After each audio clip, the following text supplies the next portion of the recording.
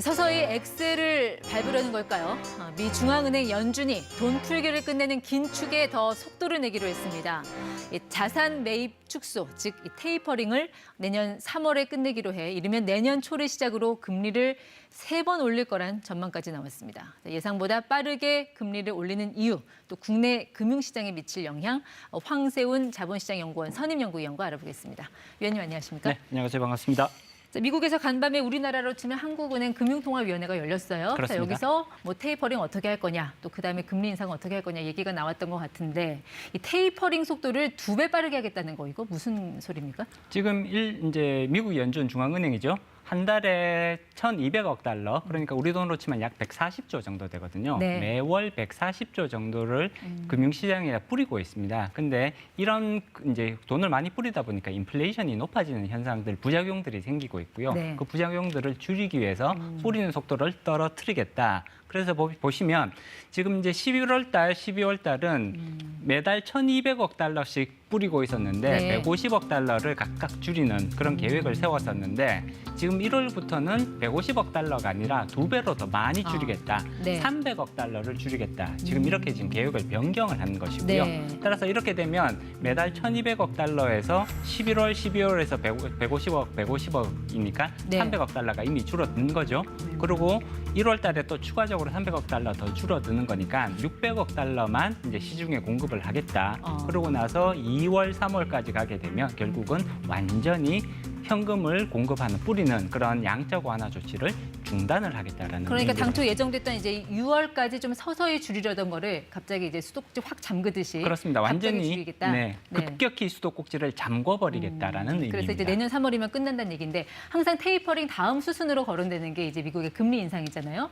테이퍼링이 이렇게 빨라지면 미국의 금리 인상 시점도 같이 빨라지는 겁니까? 그렇게 예상을 하셔야 될 것 같고요. 지금 3월 달에 테이퍼링이 완전히 종료가 되면 이어서 바로 기준금리의 인상으로 이어질 가능성들이 예상되고 있습니다. 네. 미국 기준금리 현재 0%에서 0.25% 사이에서 움직이고 있는데 이런 기준금리를 0.25%씩해서 계속해서 인상하는 그런 단계로 바로 넘어가게 될 것 같습니다. 네, 특히 이번 회의에서는 그 12월 점도표라는 게 나와서 좀 흥미를 끌었는데 네네. 점도표라는 게 그거죠. 미국 연준위원들한테 종이 나눠주고 내년 적당한 금리 얼마를 생각하세요? 점 찍어보세요. 그렇습니다. 그거 아니에요? 네, 그래서 지금 보시면 그 연준 위원들이 기준금리를 얼마나 올릴지를 결정하는 사람들이거든요. 이 사람들이 내년 연말에 2022년 연말에 어느 정도의 기준금리가 적당할 것이냐 점을 찍어보라고 했더니 네. 지금 가장 많은 점이 찍힌 지점이 네. 0.75%에서 1.0% 사이가 가장 많이 찍혀 있잖아요. 네. 이런 얘기는 연준 위원들은 앞으로 내년에 3번 정도 기준금리를 더 인상하는 것이 적절하다라고 그렇죠. 생각하는 지금 것이 미국 기준금리가 0.25니까 0%에서 0.25%요 사이거든요. 네, 그렇기 네. 때문에 지금 적정 수준은 0.75에서 1% 사이로 지금 점을 찍은 거란 네. 말이에요. 따라서 현재의 금리, 기준금리랑 비교를 하면 0.75%의 차이가 나는 거고요. 네. 따라서 내년 1년간 3번 정도의 최소 기준금리 인상이 적절하다고 연준 위원들이 이미 밝히고 있는 네. 것이죠. 근데 불과 뭐 몇 달 전만 해도 뭐 우리 내년에 금리 안 올려요. 뭐 무슨 금리를 올려요 했던 사람들이 이렇게 뭐 내년에 3번도 올릴 수 있어요. 이렇게 갑자기 너무 급격하게 좀 변화가 일어나는 거 아닙니까? 네, 굉장히 급격한 입장의 변화라고 봐야 되는 것 같고요. 물론 여기에는 인플레이션이 지금 생각보다 굉장히 높은 수준까지 올라가서 안 떨어지고 있다라는 이런 위기감이 상당히 크게 작용했다고 볼 수가 있습니다. 네. 그럼 이제 미국 이런 통화 정책은 곧바로 또 이제 우리나라 통화 정책에도 영향을 주는 부분이니까 이렇게 미국의 그 금리가 좀 공격적으로 올라가면 우리 금리는 어떻게 움직일까? 어떻게 예상을 하세요? 일단 직접적으로 영향을 받을 수밖에 없다 이렇게 말씀을 드려야 될 것 같고요. 미국의 통화 정책은 국내 시장 금리, 우리나라 금리에 굉장히 직접적인 영향을 미치게 되거든요. 네. 따라서 미국이 기준금리를 내년에 3번 올리게 되면 그와 비슷한 수준으로 우리나라의 기준금리도 인상되게 될 가능성들이 높다. 네. 우리나라 한국은행도 미국 연준이 3번 정도 올리게 네. 되면 비슷한 횟수로 그러니까 아마 3번쯤 올리게 될 걸로 지금 예상을 시장은 하고 있고요. 언제쯤이 될까요? 시장 금리는 여기에 맞춰서 보통 시장 금리는 기준금리가 올라가기 전에 사전적으로 예상을 해서 네. 먼저 움직이는 경향이 있거든요. 그렇기 때문에 이미 네. 이런 계획들이 발표가 됐고요.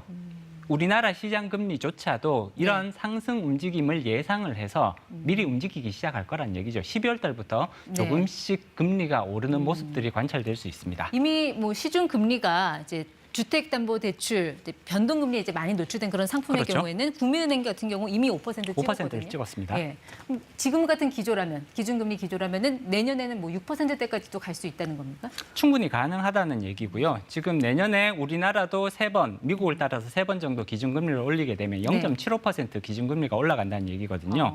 근데 시중금리는 기준금리 인상폭보다 보통 더 많이 오르게 됩니다. 여기에 신용 위험이라든지 그런 것들이 반영되기 때문에 기준금리가 0.75% 오르게 되면 시중금리는 1% 이상 오른다고 예상을 하셔야 되고요. 따라서 상단이 6%를 돌파할 가능성이 상당히 높다 이렇게 예상해 볼 수가 있죠. 네, 이제 5%대 이 대출금리 정말 부담스러워요. 특히나 이제 여기저기 이제 대출 끌어모아서 뭐 집 사신 분들 이런 분들 당장 이자 상환 부담이 커질 수밖에 없을 텐데 그게 뭐 내년에는 더 심해질 수도 있다는 뜻이잖아요. 그렇습니다. 지금 1% 정도의 기준 대출금리 인상은 결국은 지금 우리나라 가계 부채가 지금 약 1,800조 원 정도 되거든요. 그러면 1,800조 원의 원금의 1% 정도의 추가적인 금리 상환 부담이 늘어난다는 의미인 거잖아요. 이것만 봐도 벌써 15조에서 18조 정도 되는 거거든요. 그만큼 가계의 원금 플러스 금리 상환 부담, 특히 금리 상환 부담이 굉장히 많이 늘어날 수 있다는 겁니다. 네, 이렇게 금리가 올라가는 게 또 주식 시장에도 이렇게 좋은 재료는 아니지 않습니까? 그렇습니다. 네, 아무래도 뭐 시장 금리가 오르면 주식 투자 기회 비용이 그만큼 또 늘어나는 거니까요. 네. 그런데 이제 나스닥이라든지 다우존스 같은 미국 그 증시 또 우리 코스피 시장 보면은 그 금리 인상한다는 그런 소식에도 불구하고 다 올랐단 말이죠. 네. 뭔가 증시는 이미 이거를 반영을 했기 때문일까요? 어떻게 해석을 해야 돼요? 네, 일단 증시는 그동안에 연준의 그 입장 변화를 충분히 선반영한 측면들이 있습니다. 그렇기 때문에 오늘 증시, 미국 증시도 마찬가지고요. 우리나라 증시도 보면 상승을 하면서 마감을 했거든요. 유동성, 그러니까 현금을 푸는 조치를 줄이겠다라고 결정을 했으면 당연히 시장으로 유입되는 자금 규모가 줄어들면서 주가가 떨어지는 것이 일반적인 모습입니다. 그렇지만 이런 것들이 이미 사전적으로 다 반영이 되었고 연준이 어떤 스케줄로 자금 공급을 줄이겠다라는 것을 확실하게 선언을 해주었기 때문에 오히려 불확실성이 해소되었다. 그리고 거기에 플러스 미국 경제는 아직까지 굉장히 좋은 모습을 보이고 있거든요. 이런 것들이 반영되면서 오히려 주가는 상승하게 되었죠. 네, 근데 우리나라 같은 경우는 지금 가계부채, 기업부채, 국가부채까지 많이 지금 늘어난 상황이지 않습니까? 여기서 금리 인상은 당연히 위험 요인이 될 수밖에 없을 텐데 이럴 때 좀 대응 전략은 어떻게 가져가야 된다고 보세요?